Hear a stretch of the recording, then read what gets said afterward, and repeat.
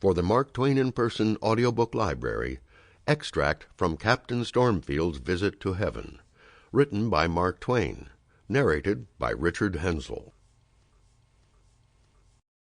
Extract from Captain Stormfield's Visit to Heaven, Chapter 1. Well, when I had been dead about 30 years, I begun to get a little anxious. Mind you, I had been whizzing through space all that time like a comet. Like a comet? Why, Peters, I laid over the lot of them. Of course, there weren't any of them going my way, as a steady thing, you know, because they'd travel in a long circle like the loop of a lasso, whereas I was pointed as straight as a dart for the hereafter.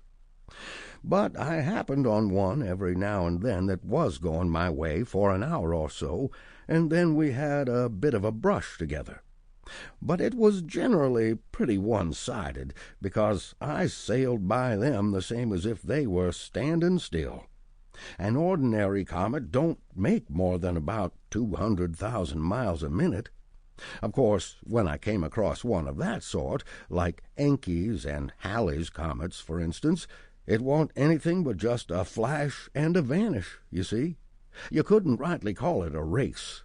It was as if the comet was a gravel train, and I a telegraph despatch. But after I got out of our astronomical system, I used to flush a comet occasionally that was something like. We haven't got any such comets. Ours don't begin. One night, I was swinging along at a good round gait, everything taut and trim, and the wind in my favor. I judged I was going about 1,000,000 miles a minute. It might have been more. It couldn't have been less. When I flushed a most uncommonly big one, about 3 points off my starboard bow. By his stern lights, I judged he was bearing about northeast by north half-east.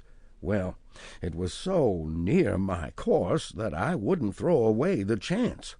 So I fell off a point, steadied my helm, and went for him. You should have heard me whiz and seen the electric fur fly. In about a minute and a half I was fringed out with an electrical nimbus that flamed around for miles and miles and lit up all space like broad day. The comet was burning blue in the distance like a sickly torch when I first sighted him, but he begun to grow bigger and bigger as I crept up on him. I slipped up on him so fast that when I had gone about 150 million miles, I was close enough to be swallowed up in the phosphorescent glory of his wake, and I couldn't see anything for the glare. Thinks I, it won't do to run into him, so I shunted to one side and tore along. By and by I closed up abreast of his tail. Do you know what it was like? It was like a gnat closing up on the continent of America. I forged along. By and by I had sailed along his coast for a little upwards of 150 million miles, and then I could see by the shape of him that I hadn't even got up to his waistband yet. Why, Peters, we don't know anything about comets down here. If you want to see comets that are comets, you've got to go outside of our solar system, where there's room for them, you understand? My friend, I've seen comets out there that couldn't even lay down inside the orbits of our noblest comets without their tails hanging over. Well, I boomed along another 150 million miles and got up abreast his shoulder, as you may say. I was feeling pretty fine, I tell you, but just then I noticed the officer of the deck come to the side and hoist his glass in my direction.